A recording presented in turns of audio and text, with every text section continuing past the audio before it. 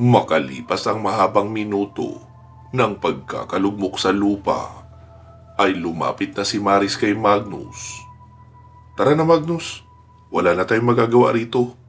Tumuloy na tayo sa ibisan. Asikasuhin na natin ang mga dapat gawin roon. Tapos, babalik na tayo agad sa bayan para pagplanuhan ang paglalakbay. Pati na ang paghahanap kung nasaan ang mga lagusan ng portal na iyon papunta sa kabilang dimensyon.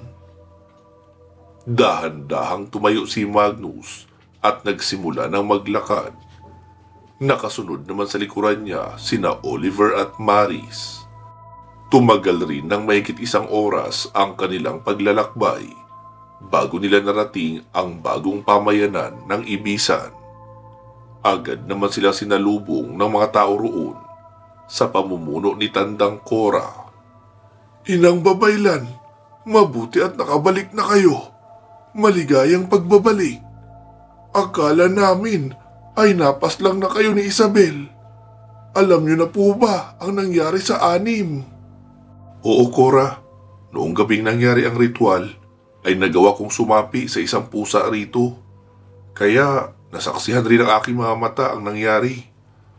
Pero dahil sa malakas ang pakiramdam ni Isabel, kaya naramdaman niyang naroon ako sa mata ng pusa. Binato niya ng tigal po ang pusa at namatay. Dahil doon, ako naman ay nabulag at lubhang ng hina. Kaya kinailangan ko magpalakas muna bago muling umakyat rito. Sarado rin lahat ng mga portal na ginawa ko, kaya hindi ako makakadaan pang muli roon. Tanging manumanong paglalakbay lang ang remedyo para makabalik ako rito. Sa ngayon po ay wala na rin sila Amara, Alaysa at Amor. Namatay sila noong sinalakay nila kami habang papaakyat kami rito. Inang Babaylan, totoo po ba ang sinasabi noong lalaking si Tombi na iyong dalagang si Rika ang magiging bagong Inang Babaylan, tapos iyong 4 naman ang bagong henerasyon? Opo. Mahirapan paniwalaan, pero hindi ko rin kayang ipaliwanag kung paano magdesisyon ang inang kalikasan. Paano po ikaw? Magiging pangkaraniwang babaylan na lang. Pero ako pa rin ang magtuturo sa kanila sa lahat ng kailangan nilang matutunan, lalo na sa kultura at tradisyon ng Ibisan. Mga laking syudad ang 4 na iyon at walang alam sa espiritual nating paniniwala o kahit sa mga kababalaghan. Kaya bago sa kanila ang bagay na ito. Inang Babaylan, ibig niyo bang sabihin si Inang Kalikasan rin mismo ang pumili sa kanila? Oo, Tandang Cora. Tinawag rin sila mula sa panaginip. Kaya hindi rin ako makapaniwala. Ang inaasahan ko kasi ay magmumula sa pamayanang ito ang mga susunod na Inang Babaylan at bagong henerasyon. Pero sa ngayon, gawin na lang natin ang ating makakaya para maturuan sila ng mga dapat nilang malaman. Inang Babaylan, anong nangyari sa tagabantay ng elemento ng kalikasan? Bakit parang lugmok na lugmok siya? Tsaka, di ba, wala siyang kapangyarihan ngayon dahil sa ritual ng paggawa ng replika ng medalyon at pagtunaw noon? Oo, tama ka, Corazon. Wala na nga siyang gabay at kapangyarihan sa ngayon. Pero bilang isang natural na mandirigma ng kabutihan, kaya niya pa rin lumaban at pumatay ng mga aswang. Galing nga kami sa Lunarka dahil nakita namin sa Balintataw na dinukot ni Isabel, ang asawa ni Magnus. Naabutan naman namin sila sa Lunarka. Kaso hindi namin nailigtas ang asawa ni Magnus. Dinala na ni Isabel sa ibang dimensyon at may mga bagay siyang hinihingi para muling ibalik ang asawa ni Magnus na nagdadalang tao ng kambal.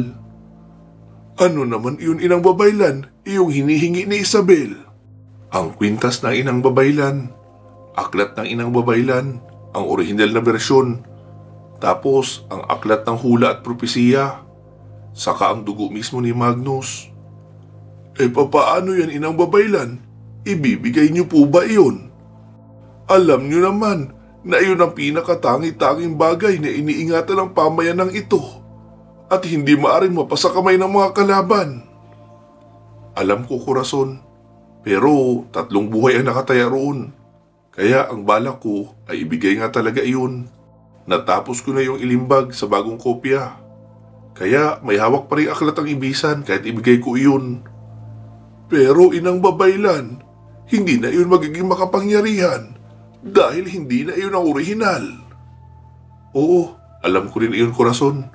Pero wala sa mga papel na iyon ang kapangyarihan, kundi nasa mga salitang nilalaman at sa puso ng taong gagamit ng kaalamang iyon.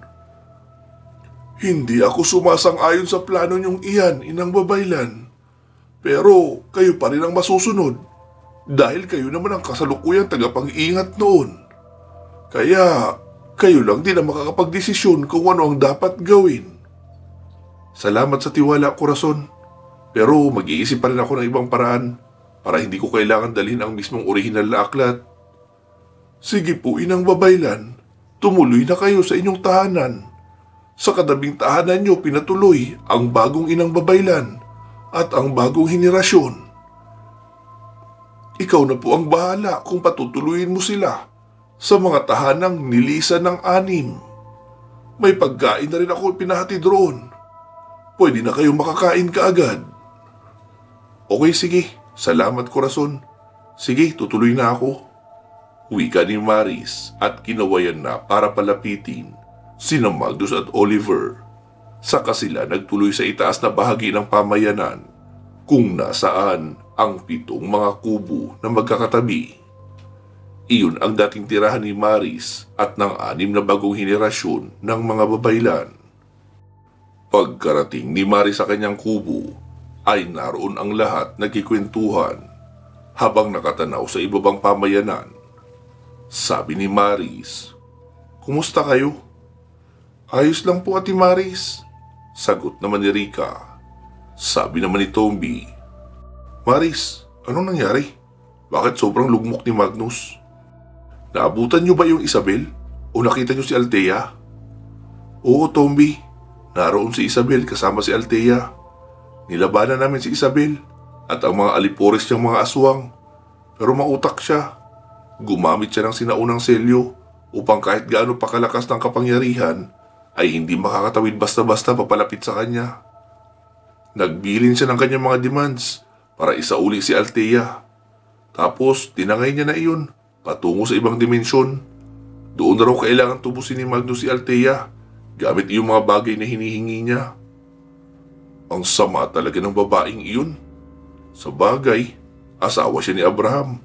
Sila naman ang pinuno ng kasamaan sa mundo sa panahon natin ngayon.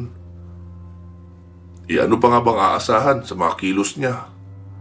Tapos muling tumingin si Maris sa labas ng bahay kung saan naroon lang sina Magnus at Oliver, nakatanaw rin sa ibabang bahagi.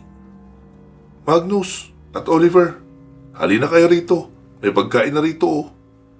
Tapos iyang 6 na kubo sa bandang ibaba lang nito ay ang dating mga kubo ng dating bagong henerasyon ng mga babaylan.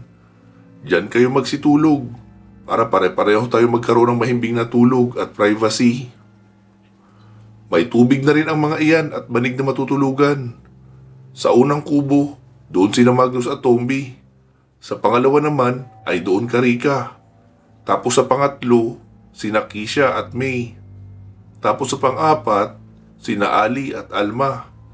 Ikaw naman, Efraim, sa pang-5. Tapos ikaw, Oliver, sa pang-6. Kung tapos na kayo magsikain, ay pwede na kayong pumunta sa kubong iyon para makapagpahinga na.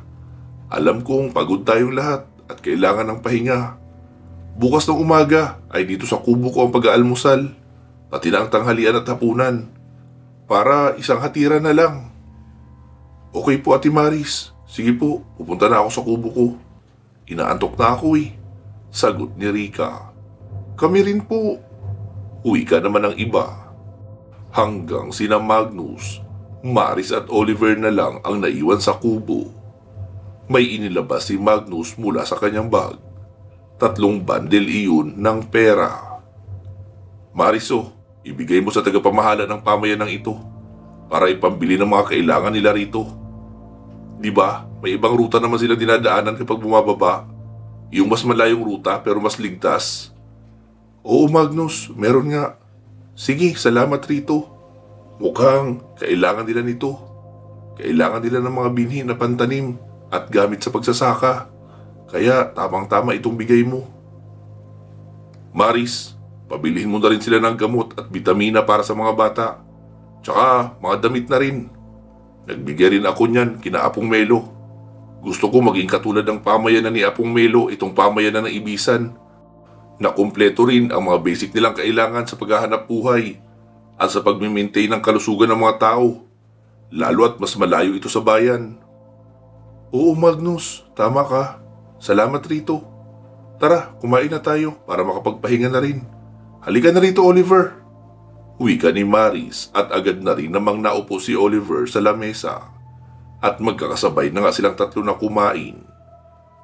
Matapos makakain ay nagkanya-kanya na silang punta sa mga kubo na naka-assign sa kanila. May tubig na rin naman ang bawat banyo na naroon kaya nagsiligo rin sila. Pagkarating ni Magnus sa kubong kanyang tutuluyan ay naroon na si Tomby. Tahimik lang din ito na nakatingin sa kanya at naghihintay na siya mismo ang maunang magkwento. Naupo si Magnus sa tabi ng kaibigan. Tol, hindi ko nailigtas ang pamilya ko. Wala akong kwenta. Sa tagal na panahon na wala ako ibang ginawa kundi ang magligtas ng mga tao. Ngayon tuloy na sarili kong pamilya ay hindi ko na mailigtas. Wika nito at nagsimula ng humagulgol ng pag-iyak. Inakbayan naman iyon ni Tomby mula sa gilid at tinapik ang balikat. Tol, pagsubok lang ito. Alam ko lahat ng paghihirap na pinagdaanan mo sa pagganap ng tungkulin bilang tagabantay. Kaya alam kong may magagawa ka pa rin para mailigtas sila. Buhay pa naman sila, di ba? At sinabi ni Isabel na handa siyang ibalik kapag nadala mo sa kanya ang mga kailangan niya. E di may pag-asa ka pa.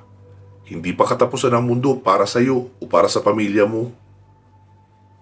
Hindi na muli pang nagsalita si Magnus. Sabi na lang ni Tomby, itulog mo na yan tol. Pagod ka na rin masyado. Tandaan mo, hindi pa tapos ang lahat. Sige, mauna na ako sa iyo matulog. Wika ni Tomby at pumasok na sa isang silid. Nanatili pa roon si Magnus sa may upuan sa bungad ng pinto. At makalipas ang 2 oras ng pagluluksa, ay pumasok na rin siya at nakihiga sa loob ng kwartong tinutulugan ni Tomby. Atin munang balikan ang mga kaganapan kina Lino kung saan dumayo para tulungang lutasin sina Tasyo, Mang Adimir at Chief Aguila sa kanilang problema sa mga berserker. Naging isang masaganang kainan na naman ang pinagsaluhan ng grupo ni Lino sa isang karinderya katapat ng police station. Noong makatapos ay sabi ni Tingting, "Tara na Kuya Lino, gusto ko nang manood ng pelikula doon sa hotel. Ibang-iba kasi ang pakiramdam kapag nanonood ng palabas sa isang malapad na TV at may malalaking speaker sa gilid. Para kang nasa loob rin ng pelikula eh. Damang-dama yung kaba." Sabi naman ni Mancio, "Oo nga, tama ka dyan Bay Tingting. Pero, Bay, baka pwedeng bumili ka muna ng makukutkot natin yung mga chichirya tsaka soft drinks. Naubos na yung binili kagabi eh." "E di sige, tara, sama tayo. Kuya Lino, bibili lang kami ng makukutkot sa convenience store." "Oo sige, hintayin namin kayo ni Kulas sa tapat ng hotel." "Sige," sagot ng dalawa at masayang naglakad patungo sa unahan. Sabi naman ni Kulas, "Alam mo Bay Lino, pakiramdam namin ni Bay Tingting, bumabalik kami sa dati naming sipag at gana sa panunugis ng mga aswang at iba pang mga masasamang elemento dahil sa ginagawa mong pagpapasama sa amin sa misyon mo." "Ah, talaga ba? Mabuti naman kung ganun. Sa totoo lang Bay Kulas, kailangan ng mundo ng maraming katulad natin. Hindi naman kasi lahat ng bayan ay may albularyo. Kung meron man, marami pa sa kanila ang mga nagrurunong-runungan lang. Puro lang yabang na kayang kalabanin ang lahat at kayang gamutin lahat ng sakit. Pero ang totoo, mga herbal lang naman ang alam. Tapos kung may makakaharap ng mga aswang, ay dadaanin lang sa pausok, hindi kakalabanin. Tapos sasabihin sa pasyente nila na hindi niya kaya dahil malakas na uri ng aswang ang sumalakay. Ano ba kasi talaga ang magagawa ng pausok? Kung pausok lang pala ang solusyon para mawala ang mga aswang, edi wala na sanang aswang sa mundong ibabaw ngayon. Kung madali lang naman pala magpausok. Tama ka nga dyan, Bailino. Kahit sa amin sa Naranjo, hindi rin naman nadadala sa pausok ang mga aswang. Parang warning lang iyon sa kanila na alam ng mga nasa loob na may aswang sa paligid. Tapos kung ang aswang ay medyo mahina rin ang loob at ayaw ng gulo, ay aalis na lang muna. At sa susunod na lang babalik kapag hindi na alam ng mga tao na naroon siya. Para lang pagpapaalis ng lamok. Pero hindi talaga nagiging solusyon. Kaya nga sinasabi ko ba'y kulas na kailangan ng mundo ng mas marami pang katulad natin. Yung mga albularyong lumalaban ng mano-mano sa mga aswang at handang makipagbugbugan. Kaya sana ipagpatuloy nyo ang panunugi sa bayan nyo. Kasi kung malalaman ng mga aswang na walang albularyong manunugi sa isang lugar, doon na naman sila magsisimulang mamugad at magpadami. Oo, Bailino, napag-usapan na namin yan ni Bay Tingting. Hindi man gabi-gabi, pero sisiguraduhin naming 2 hanggang 3 beses sa isang linggo ay mga hunting kami ng mga aswang sa gabi. Ilang saglit pa ng pag-uusap ng dalawa ay dumating na sina Mancio at Tingting. Dala ang napakaraming chips at mga 1.5 na iba't ibang mga soft drinks. Ano, tara na? Tanong ni Lino. Tumango naman ang dalawa at sumunod na sa pagpasok sa loob ng hotel. Habang abala sa panunood ang tatlo, naroon naman si Lino sa loob ng isang naka-soundproof na kwarto. Nagdedebosyon, tapos saka siya nakipag-usap sa kanyang gabay na anghel na si Michael. Michael, saan ang sunod kong lakad? Tungkol sa mga berserker ang tinatanong ko ha? Sa bayan ng Vergara, Lino. Ngayong ating gabi sila sasalakay. Galit na ang pinuno nila dahil sa sunod-sunod na pagkakapigil mo sa mga operasyon nila. Kaya pinaalis niya na agad ang sunod na grupo na mangunguha ng mga bihag. Ha? Ngayon na ba yun agad? Oo, ating gabi. Bakit ngayon mo lang sinabi? 11:00 na oh. Dahil ngayon lang din nagdesisyon ang pinuno nila na muli ipagpatuloy ang pagsalakay. Di sige pala, kailangan na namin maghanda. Sige, alis na ako. Matapos ng kanilang pag-uusap, ay nagmadaling lumabas si Lino ng kwarto. Uy, mga kapatid sa masaganang kainan, awat mo na yung panonood nyo. Sasalakay muli ang grupo ng mga berserker sa Vergara naman. Katabi lang iyon ang bayan na ito. Papaano yan? Nasa San Miguel pa si Natasio at Chief Aguila. Uwi ka naman ni Tingting. Hindi na natin sila mahihintay pa. Kikilos na tayo. Wala ng oras. 12:00 ang pagsalakay. Pasado 11:30 na oh. Nagsitayo na ang lahat at nagbihis. Makalipas lang ng 10 minuto ay handa na sila. Kinuha na ni Lino ang kanyang cellphone at tinawagan si Tasio. Hello Lino, nandito pa kami sa San Miguel. Pero papauwi na rin maya-maya. Kausap pa ni Uncle ang Chief of Police dito eh. Nagulat daw kasi sila kung bakit nagkaroon ng operasyon rito na walang koordinasyon sa kanila. Sinabi naman ni Uncle na biglaan ang natanggap naming tip, kaya wala ng oras para magbigay ng advice at humingi ng police assistance sa kanila. Kini-question pa ang pagdadala ng sibilyan dahil nakita nila si Mang Adimir. Tapos may mga tao rin na nagkikwento na marami pa raw kaming kasama sa laban na bigla na lang nawala. Kayo ang tinutukoy nila. Mabuti nga at wala na kayo rito eh. Siya nga pala, bakit ka napatawag? Tasyo, pupunta na kami sa Vergara. 12:00 ng hating gabi, ang sunod na pagsalakay roon. Ha? Ngayon agad? 11:45 na ah. Yun nga, kaya sumunod na lang kayo roon kapag kaya nyo na makasunod. Aalis na kami.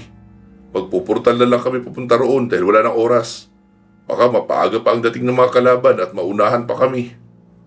Okay, sige Lino. Sisikapin ko makasunod agad sa inyo. Kahit kaming dalawa lang ni Mang Adimir.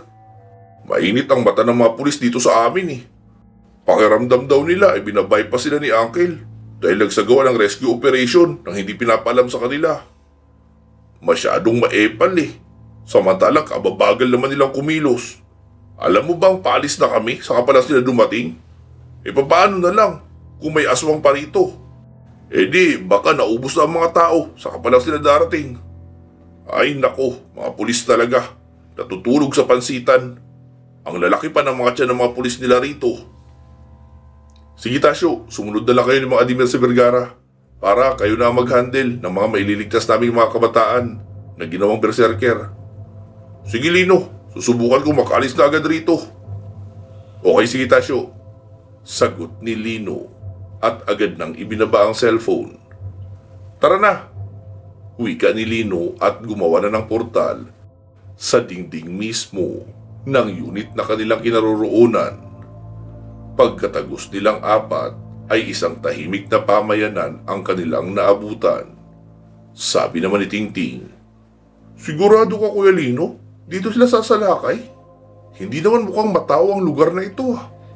Tsaka walang event para maglabasan ng mga tao o mga kabataan.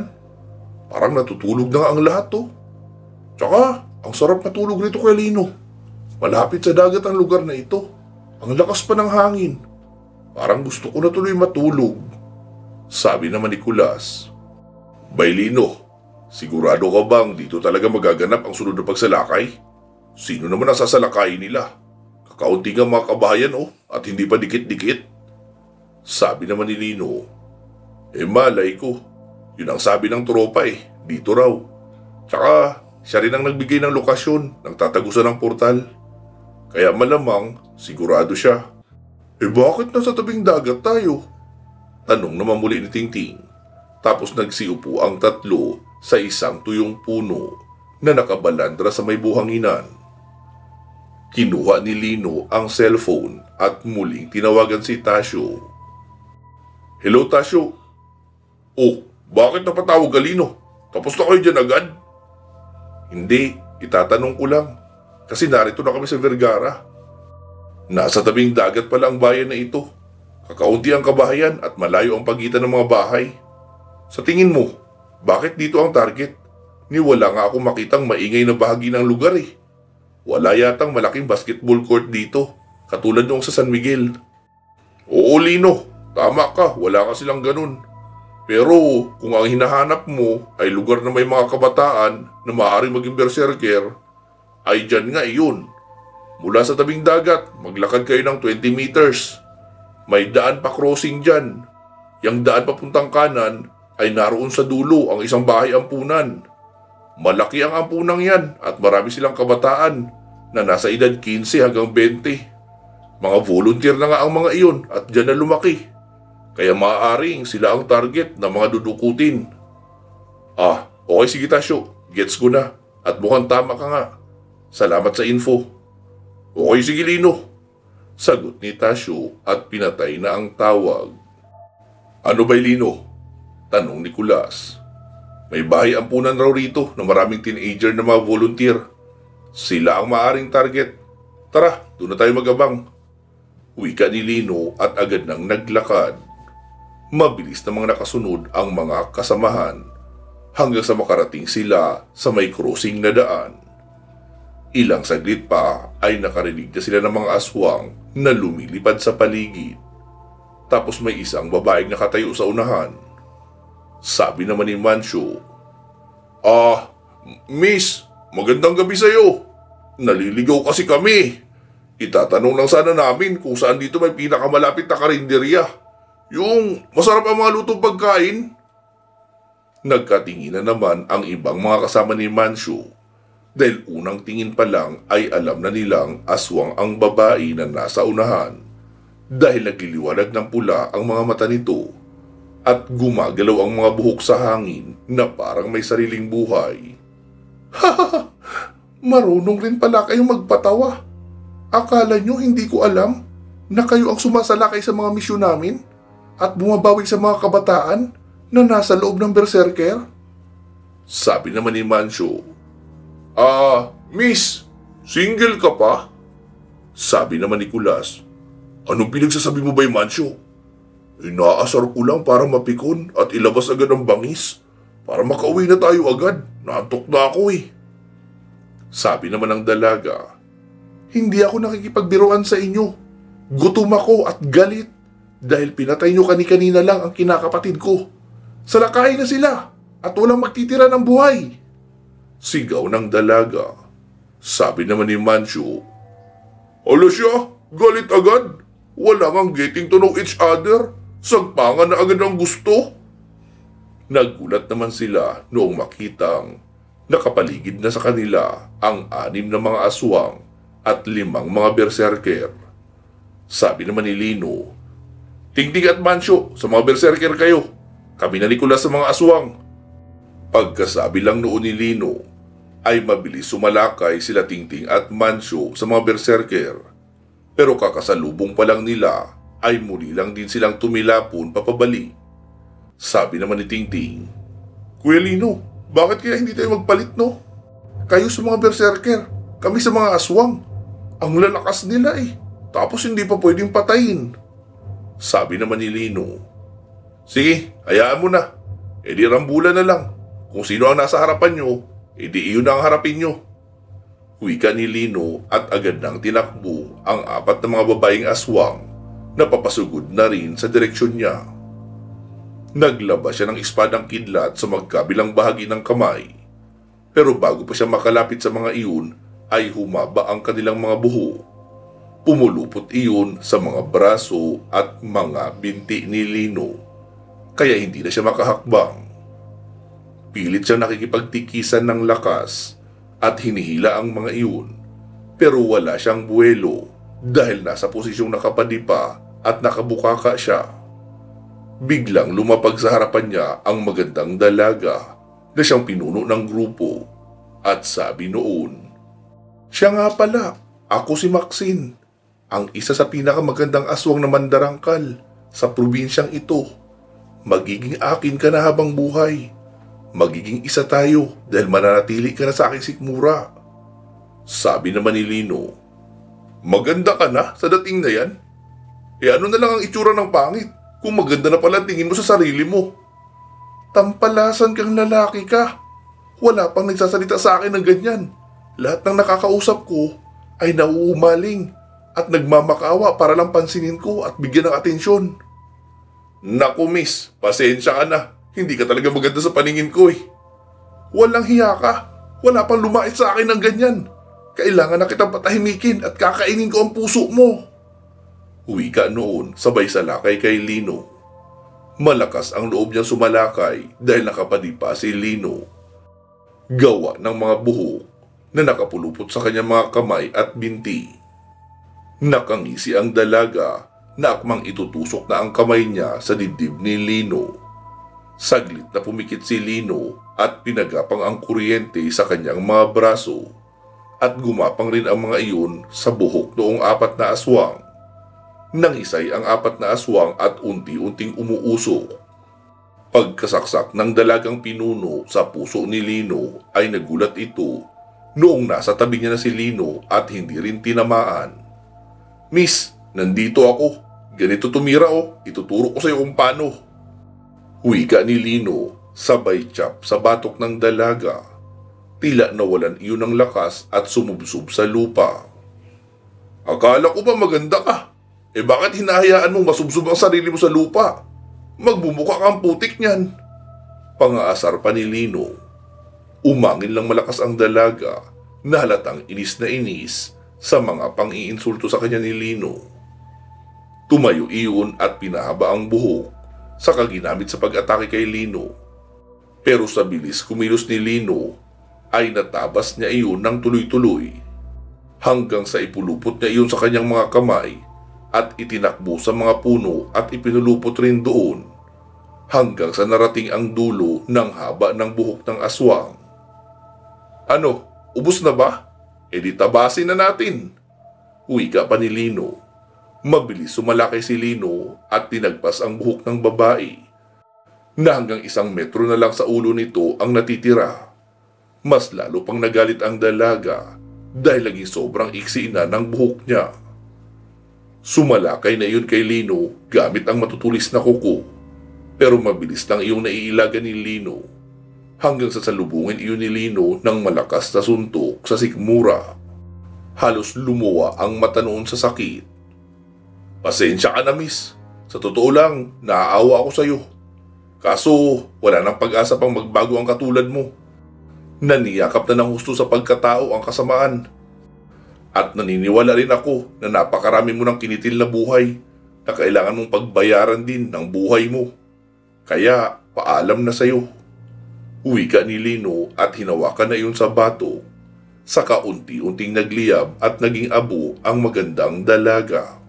Noong tingnan ni Lino ang mga kasama niya ay bugbog sarado na iyon ng mga berserker. Sabi naman ni Tingting, "Talagang nagbabad ka sa isang aswang na iyon, no? Ang daming natira sa amin rito." Wika nito.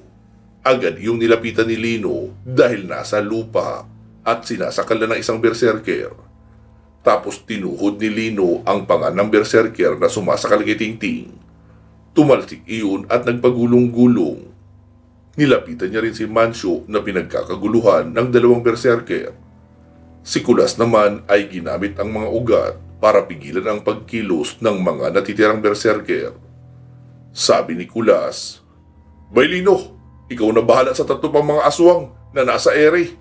Masyadong mailap ayaw lumapag. Kaya hindi ko matsyempohan." "Okay, Bay Kulas, ako nang bahala sa kanila."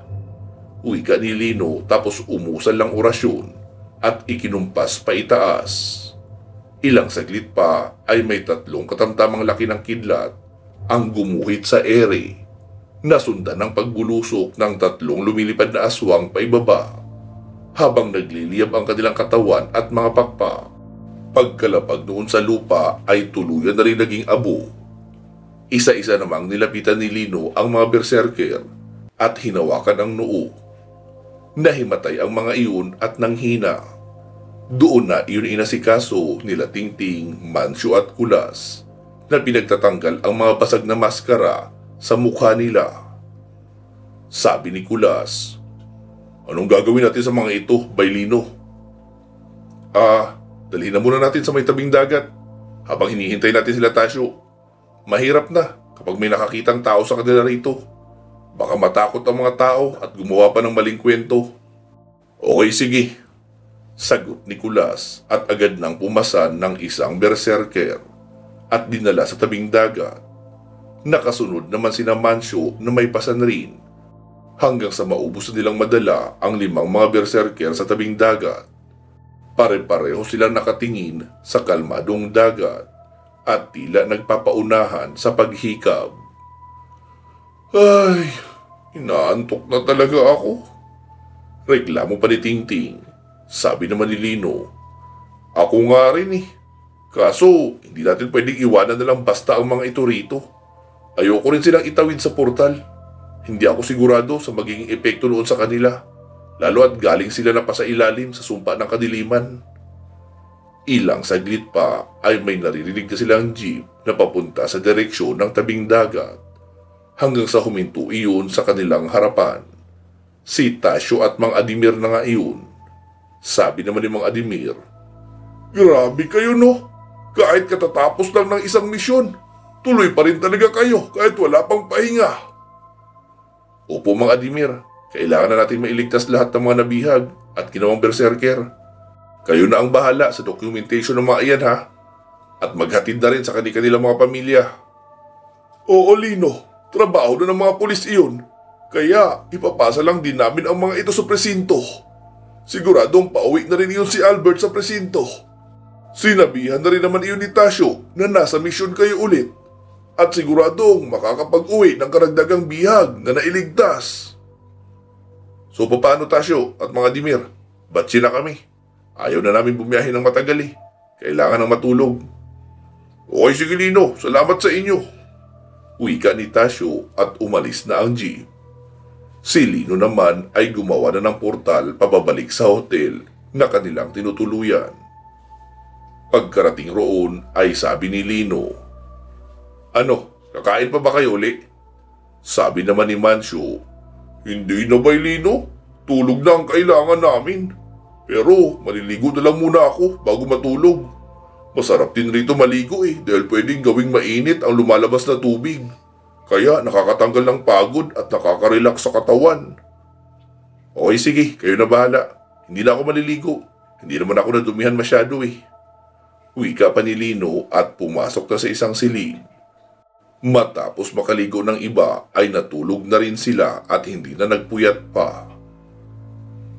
Pansamantala po muna natin puputulin dito itong ating kwento.